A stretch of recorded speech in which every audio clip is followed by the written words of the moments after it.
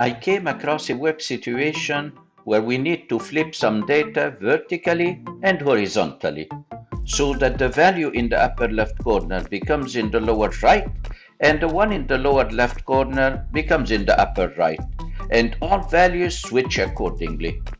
I am Nabil Murad.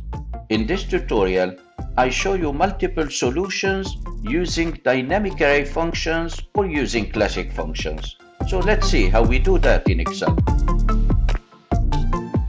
To the left side of this worksheet, I have a list of numbers that I would like to flip in two directions, vertically and horizontally, so that it looks like the one to the right side, in a way that the number in the lower right corner moves to the upper left, the one in the upper right moves to the lower left, and all other numbers switch accordingly.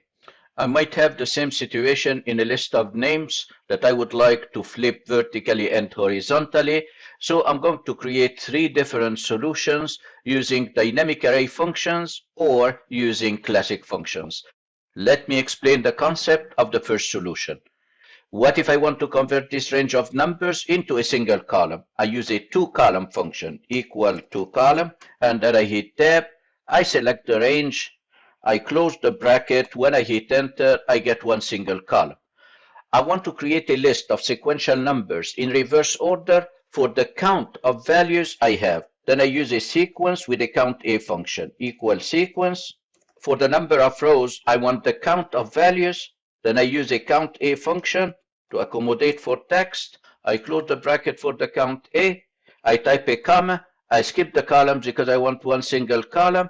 The start will be also the count a function. I close the bracket for the second count a, and then I type a comma. For the sequence function, I want a step of -1 to reverse the order. Then I type -1, I close the bracket, I hit enter, and I get a list of sequential numbers in reverse order. What if I use an index function to extract the number corresponding to the row returned by the sequence function? So if I type equal index, and then I hit tab, I select this range, I type Shift-3, the spelled array symbol, and then comma. For the row number, I'll be referring to the sequence function. I type a spelled array symbol, Shift-3 on my keyboard, and I close the bracket. When I hit enter, I would have reversed the entire column. Now I'll be using another function that will convert this single column of reversed numbers into multiple rows. So I type equal wrap rows. I select my index function. I use the spelled array symbol, and then I type comma 5 for the wrap count. I close the bracket. When I hit enter, I would have achieved the desired solution. Now let's put all these functions together. I'm going to delete all that and put them all in one single function. I start over again by typing equal index, and then I hit tab, index of which range? The range returned by the single column. So I type two column, I hit tab, I select the entire range, I close the bracket for the two column. That's the first argument of the index function. For the row number, I'll be using the sequence function that I explained. So I type sequence of count A. I hit the tab key to select the entire range. I close the bracket for the count A, comma. I skip the number of columns, another count A for the start, and then comma. For the step, I type -1, and I close the bracket for the sequence function. I close the bracket for the index function. When I hit enter, this is the column of reversed numbers. Now let's put them in a wrap row function to convert them into a range. Then at the beginning, I type wrap rows. I hit the tab key, and at the end, for the wrap count, I type comma 5, and I close the bracket, and then I hit enter. I have conditional formatting that highlights the position of the different numbers, and we achieve the desired result. To be able to use this function on a different size of data, then I'm going to simplify it. I expand the formula bar, Control-Shift-U, and you might have noticed I used the range B2 F7 multiple times. So I'll be defining this range as a variable inside the let function. I click after the equal sign, I type Alt-Enter, and then I start creating my let function. Let, I create a variable named A, I type a comma, and the variable A will refer to the range B2 F7, the data that we want to flip. I type a comma, Alt Enter. I want to count the variable A. Then I create another variable. I name it B, comma. B will be the count of A. Count A, tab of the variable A. I close the bracket. Now let's replace. Instead of B2F7, I type the variable A. Instead of the count A B2F7, I type B. And for the second count A B2F7, I type B. Now I close the bracket for the let function, and when I hit enter, I get the result.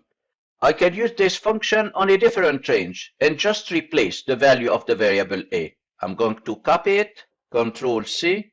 I go to the next worksheet and I type an equal sign and I paste the function. Before hitting enter, I want to replace B to F7 and select the range of names that I want to reverse. When I hit enter, I get the correct result. In my next solution, I'll be doing exactly what the requirements are. I want to flip vertically and flip horizontally. So I'll be using two very simple functions. I start by flipping vertically by using a choose rows function equal choose rows. I select the range that I want to flip. I type a comma, and then I'll be providing the row number in reverse order, 6, 5, 4, 3, 2, 1. I close the bracket. When I hit enter, I would have flipped the range vertically. Now I want to flip it horizontally. Then I'll be wrapping the same function in a choose column function. I hit F2 and I wrap it in a choose column function. I click at the end, I type a comma, and I provide the column numbers in reverse order, 5, 4, 3, 2, 1. I close the bracket. When I hit enter, I get the result. If you don't want to type the numbers in reverse order as I did, then you can use a sequence function. I put my function in the edit mode. I'm going to delete all that and replace it with sequence functions, and my function will look like this. When I hit enter, I get the same exact result. You can make it even more dynamic by creating variables and putting it in a let function. I'm not going to do that. I use dynamic array solutions. But what if I don't have Microsoft Office 365? Can we still solve the problem? Let's see how we do that. In my last solution, I'll be using the index function with rows and columns, equal index, and then I hit tab. I want the index of this range. I lock it by hitting F4. I type a comma. For the row number, I use the rows function, and then I hit tab. I want the rows function to provide the row number in reverse order. Then I select the rows from B2 to B7. I close the bracket, and I lock the second reference, F4, and then I type a comma. For the column number, I'll be using a columns function. I select the top row from B2 to F2. I close the bracket. I lock the F2 by hitting F4, and then I close the bracket for the index function. When I hit enter, I get the first value. And of course, because it's a classic function, then I need to copy it manually to the right and down. I copy it to the right. I want to fill without formatting, and I copy down, and I want to fill without formatting to bring back the conditional formatting. I showed you 3 solutions to solve the problem. I also solved the same problem with a very simple Power Query trick. You can learn how I do that by watching my tutorial. Link is in the description below the video. If you found value in this tutorial, give it a thumbs up and make sure to subscribe to my channel to be notified when new tutorials are released. The best is yet to come. Thanks for watching and see you next time.